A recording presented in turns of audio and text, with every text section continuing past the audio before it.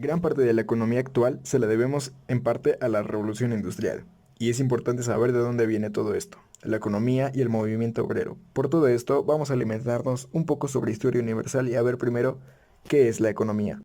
La economía, a diferencia de lo que muchos suelen pensar, es más que números o gráficas. Se podría decir que la economía es una ciencia social que estudia los medios que las personas utilizan para satisfacer sus necesidades a través de recursos disponibles. Enfoques de la economía es la microeconomía y la macroeconomía.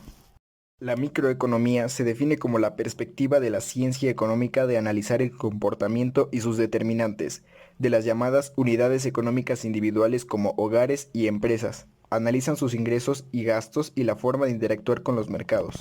La macroeconomía, en cambio, analiza los fenómenos conjuntos de una sociedad, de un país o incluso del mundo. Mide y analiza la producción global, los precios, el mercado laboral o el comercio internacional. Conocer y medir la realidad económica hace posible la toma de decisiones de sus gobiernos, empresas y familias. Todos ellos tienen que administrar ingresos, egresos, ahorros e inversiones. Sabiendo esto, podemos definir qué es la revolución industrial.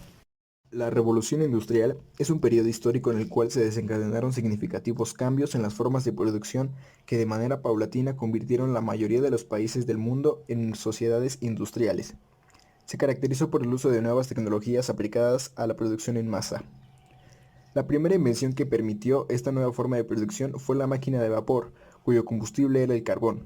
Sin embargo, tanto sus causas como sus consecuencias exceden el ámbito tecnológico y económico, extendiendo aspectos sociales, ideológicos y demográficos que se vieron significativamente modificados. Aunque sus antecedentes datan de mucho antes, el inicio de la revolución industrial se encuentra a mediados del siglo XVIII, particularmente en Inglaterra, dado que en ese país se dieron las condiciones económicas, políticas, sociales y tecnológicas para poder hacerlo posible. La revolución industrial continuó hasta la primera mitad del siglo XIX, época en que los fenómenos que la caracterizaron terminaron de extenderse por el resto de Europa y Estados Unidos. El comercio mundial, la acumulación de capital y los desarrollos urbanos propiciaron una segunda revolución industrial que también dependió mucho de la aplicación de nuevas tecnologías. Las tecnologías de esta segunda revolución estaban asociadas al petróleo y la electricidad. A continuación, y a modo de resumen, te explico sus principales características, las causas y consecuencias, efectos e invenciones más destacadas. Etapas de la revolución industrial. Las dos fases de la revolución industrial se asocian a diferentes tecnologías y fenómenos sociales. Algunas de las invenciones son el telar mecánico, que permite el nacimiento de una industria textil con producción en masa; máquina de vapor, patentada en Escocia por James Watt en 1762, su fabricación masiva comienza en 1782. Se utiliza el vapor de agua para producir movimiento rotatorio. El combustible utilizado es el carbón mineral. Aumenta la capacidad de trabajo. El telégrafo, la primera forma de comunicación instantánea. La locomotora, la máquina de vapor aplicada al transporte. Causas de la revolución industrial. Diversos factores en Reino Unido propiciaron los cambios de la revolución industrial, que luego se expandieron por el resto de Europa. Un ejemplo de ello es la monarquía parlamentaria, que establece una división de poderes, garantizando la libertad individual y seguridad jurídica necesaria para que surja la clase empresaria, por fuera del Estado. Disponibilidad de mano de obra, que consiste en que las tierras comunales fueran tomadas por los nobles en los siglos XVI y XVII, expulsando a los campesinos. Surgimiento de nuevas clases sociales. Las condiciones económicas que favorecieron la revolución industrial junto con la revolución agrícola tuvieron como consecuencia grandes movimientos demográficos del campo a las ciudades, mermando significativamente la población campesina. A partir de estos cambios se desarrollaron dos nuevas clases sociales. El proletariado, que es un amplio sector social de pocos recursos económicos, pero, a diferencia del campesino, el proletariado no es dueño de los medios de producción, es la mayor parte de la población urbana, donde en un principio vive en condiciones de pobreza y hacinamiento. La pobreza extrema de este sector en algunos casos fue combatida a lo largo de las décadas y los siglos gracias a la organización de los colectivos de trabajadores, logrando derechos y disminuyendo, al menos en una mínima proporción, la explotación sufrida. La burguesía industrial es un sector que, gracias a la acumulación de riquezas obtenidas a través de la explotación del proletariado, desplaza socialmente a la aristocracia, sector social cuya fortuna en algunos casos comienza a mermar. Por primera vez, existe una posibilidad de ascenso social a través de los recursos económicos y no de las alianzas familiares. Leyes de trabajo. Antes de la organización de los sectores de trabajadores, no existían leyes que regulaban el trabajo del proletariado, dado que había un amplio sector de la población sin recursos económicos. Por eso, muchas personas aceptaban trabajos en cualquier condición. Además, las jornadas laborales eran tan largas que se tornaban insalubres, además de que estaba permitido el trabajo infantil. Las condiciones de vida y trabajo de los proletariados habitualmente eran iguales o peores que los que se observaban en la esclavitud americana, significando un gasto mucho menor para los empleadores. La legislación del trabajo y las organizaciones de los trabajadores, así como las nuevas ideologías como el socialismo y el comunismo, fueron las fuerzas que impulsaron cambios en estas condiciones. Sin embargo, en algunos países del mundo, los niveles de explotación que se observaban en el siglo XVIII siguen aún hoy vigentes. Nuevos medios de transporte e invenciones. Entre los nuevos inventos se encuentran nuevas formas de transportar personas y mercadería, como el ferrocarril, que es el impacto más directo que tuvo la revolución en los medios de transporte, ya que es una aplicación en la máquina de vapor y del uso del carbón. Fue creada en el siglo XVII, creando una forma mucho más rápida de traslado entre ciudades pequeñas y poblaciones. También afectó las comunicaciones, ya que desde 1830 comenzó a transportar correo. El barco de vapor. La nueva maquinaria permitía el traslado de naves de mucho mayor tamaño y a mayor velocidad. Este producto fue además uno de sus impulsores, ya que se utilizó en buques de guerras, facilitando el nuevo imperialismo y en transporte de mercancía, favoreciendo el comercio mundial. Construcción de carreteras y canales. La producción a gran escala requería que se fortalecieran las rutas para el transporte de las mercancías. Las nuevas naves fomentaron el desarrollo de nuevos canales. Con la segunda revolución industrial y los automóviles se desarrollaron también las carreteras. Hasta la revolución industrial, las diversas formas de producción artesanal se transmitían de maestro a aprendiz, sufriendo mínimas modificaciones en largos periodos de tiempo. Por el contrario, la fuerza principal que va a activar la industria a partir del siglo XVII en adelante va a ser la innovación, los descubrimientos científicos y los cambios tecnológicos. La revolución industrial fue la base del capitalismo. La inmersión privada, la producción masiva de mercancías y los bajos costos de producción, gracias a las máquinas y el bajo costo de la mano de obra, permitieron el acopio a bienes, tanto dinero como tierras y maquinaria. A este acopio se le denomina acumulación de capital y es la motivación y la base del capitalismo. Este sistema económico que actualmente rige las economías de casi todo el mundo solo podría nacer en el contexto de la revolución industrial. La producción en masa implicaba una cantidad de mercancías muy superior a la obtenida a través de la artesanía. Se comenzaron a saturar los mercados internos, por lo que se necesitaron nuevos mercados para ubicar esas mercancías. El nuevo imperialismo no se basaba en una conquista militar de nuevos territorios, sino en la conquista económica a través de la venta de productos industriales y la destrucción de las economías locales basadas en la artesanía. Aumento de la contaminación ambiental. Los grandes conglomerados urbanos multiplicaron la concentración de contaminantes propios de las ciudades, residuos orgánicos y contaminantes atmosféricos, provenientes de las estufas. Además, tanto en la primera como en la segunda etapa de la revolución industrial, la producción en fábricas dependió en gran medida del uso de combustibles, con la consecuente contaminación del aire.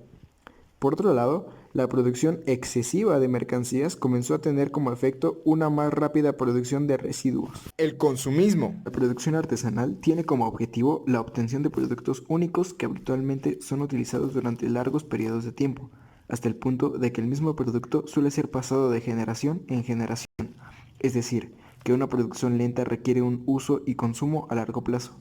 Por el contrario, la producción industrial no solo es mucho más rápida, sino que además crea un número mucho mayor de mercancías. Por lo tanto, debe promoverse un consumo más rápido de los productos que permita que la demanda se vuelva permanente. Aunque el consumismo como hoy lo conocemos es muy posterior al inicio de la revolución industrial. Pero no todo siempre fue color de rosa. En la sociedad industrial del siglo XIX, los obreros terminarían por desarrollar una conciencia de clase propia y surgirían nuevas formas de conflictividad social, desde la destrucción de máquinas a la creación de asociaciones de trabajadores, participando también en las luchas políticas. Este nuevo fenómeno social y político es denominado en la historia como movimiento obrero. La conflictividad social no nació con la revolución industrial. En el antiguo régimen era frecuente que estallaran motines provocados por la carestía de los alimentos y la presión fiscal que soportaban los grupos populares del tercer estado. Esas revueltas terminaban siempre con una dura represión, aunque el poder procuraba compensarla con algunas concesiones.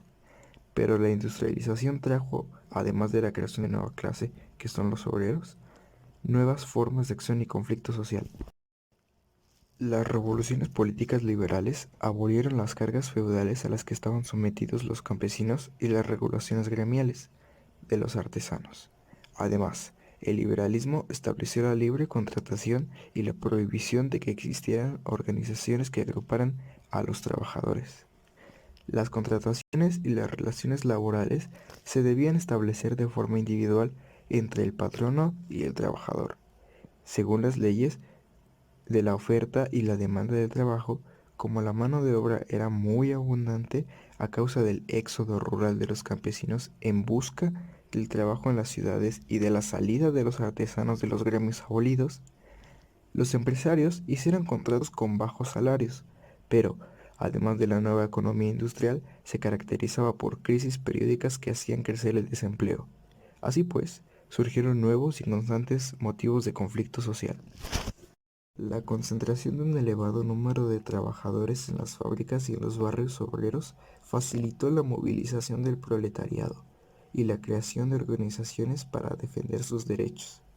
Los obreros comenzaron por destruir máquinas al considerar que eran las causantes del desempleo, pero muy pronto la conflictividad social se vino en camino hacia la lucha por el reconocimiento del derecho de asociación, es decir, del derecho a poder crear organizaciones estables o sindicatos para poder defender sus derechos. La lucha se orientó posteriormente hacia la mejora de las condiciones laborales, como la reducción de la jornada de trabajo y aumento de los salarios. Además, los trabajadores comprendieron que se podían alcanzar sus reivindicaciones si conseguían el reconocimiento de sus derechos políticos, claro, como votar y ser votado. De ese modo, poder influir en la legislación y el gobierno. El ludismo fue un movimiento de protesta de los artesanos británicos del siglo XIX, de 1811 a 1816, quienes se opusieron de manera violenta a la revolución industrial. Rechazaban principalmente el uso de maquinarias en telares e industrias textiles, ya que estos adelantos significaban una menor necesidad de mano de obra calificada artesanal, dejándolos sin trabajo. Este movimiento recibe su nombre por Ned Ludd, a quien se le atribuye la destrucción de los telares en 1779, convirtiéndose en un emblema para los sublemados, quienes incurrieron a menudo en este tipo de prácticas violentas. Por eso se le conoció como luditas. Inicialmente se pensó que el ludismo sufría de una suerte de tecnofobia o miedo a las máquinas, ya que uno de sus métodos de acción favoritos era la destrucción de maquinaria agrícola o industrial. Sin embargo, esto no era para más que un método de presión sobre los dueños industriales para forzarlos a negociar mejores condiciones contractuales. La llegada de las máquinas industriales permitía el empleo de trabajadores no capacitados, los cuales cobraban menos y reemplazaban a los antiguos artesanos.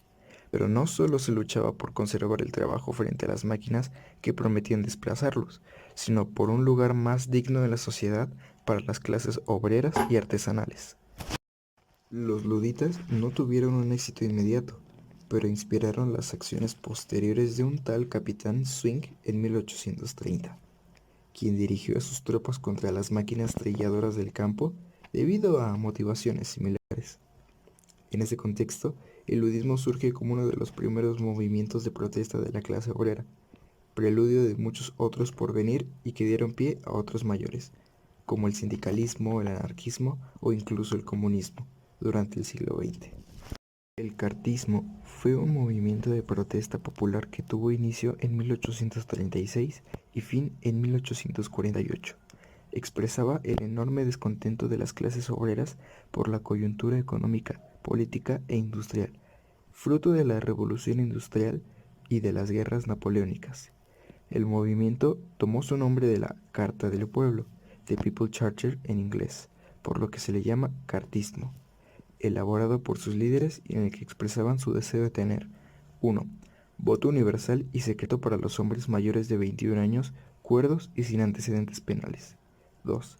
Sueldo anual para los diputados para que los trabajadores pudieran incursionar en la política. 3. Elecciones anuales del Parlamento y participación de las clases obreras. Hasta entonces se consideraba un requisito ser propietario. Este movimiento se considera uno de los primeros intentos de organización de las clases obreras inglesas, y a diferencia del ludismo, tuvo un espíritu eminentemente político.